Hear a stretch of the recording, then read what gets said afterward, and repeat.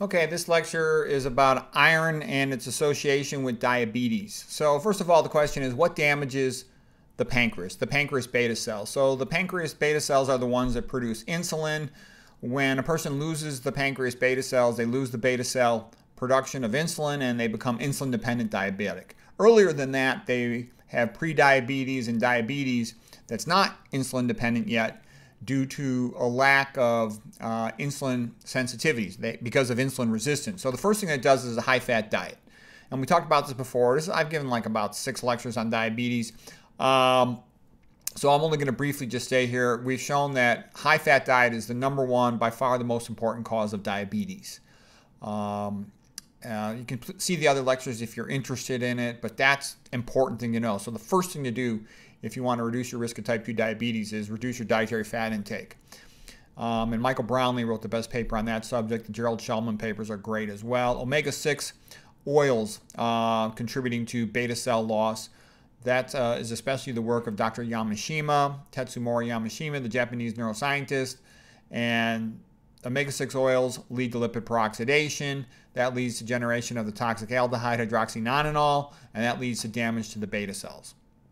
Okay, the third cause of insulin resistance contributing to insulin resistance in diabetes is excessive stress. Stress elevates the hormones, cortisol and catecholamines. Those both increase blood glucose level, cause decreased insulin sensitivity, and you can have a lot of things building up, what are called stress equivalents, like caffeine raises the same hormones, sleep deprivation raises the same hormones. Some people are taking corticosteroid medications. Okay, so these are contributing to insulin resistance. Also, it's a long story, and this is not the major contributing cause, but excessive dietary sodium has a mild contribution to insulin resistance, and that typically is coupled with a relative lack of dietary potassium and magnesium, because potassium and magnesium come primarily from plants.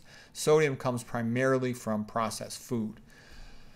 Okay, well that disrupts the plasma membrane ionic gradients, and that leads to a worsening of insulin resistance. And then the big one for our purposes here today is excessive dietary iron. And excessive dietary iron is a contributor to diabetes because it's toxic to the pancreas beta cells. And you can also see how this works. You know, just one meal of, let's say, eating fried meat, fried red meat, okay? You're gonna have high-fat diet, lots of saturated fat from the meat. You're gonna have, from the frying, omega-6 oils, from the sodium that's probably put on it to flavor it, and then from the excess dietary iron associated with multiple risk factors for worsening pancreatic function. Okay, hereditary hemochromatosis is a disease where they have a mutation in their DNA leading to increased iron absorption, and they get diabetes, and they also get skin pigmentation, so it's called bronze diabetes. But the point I'm making is when a person's absorbing too much iron, they get diabetes, all right? And so when we eat too much iron that's absorbed in large amounts, like heme iron from meat, we're increasing our risk of earlier onset diabetes. Why does it cause the injury? You know, it might be oxidative stress. They're shown to get diabetes also in animals when you feed them excessive amounts of iron. In humans as well, they're typically diabetics are going to have high ferritin levels, indicators of excessive body iron. It might be due to excessive oxidative stress as a mechanism of pancreatic injury. It might just be synergistic with other causes.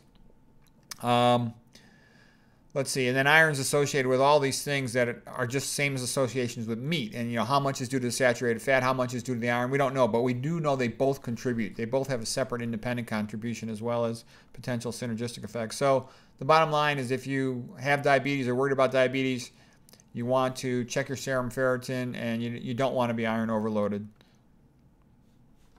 That's it.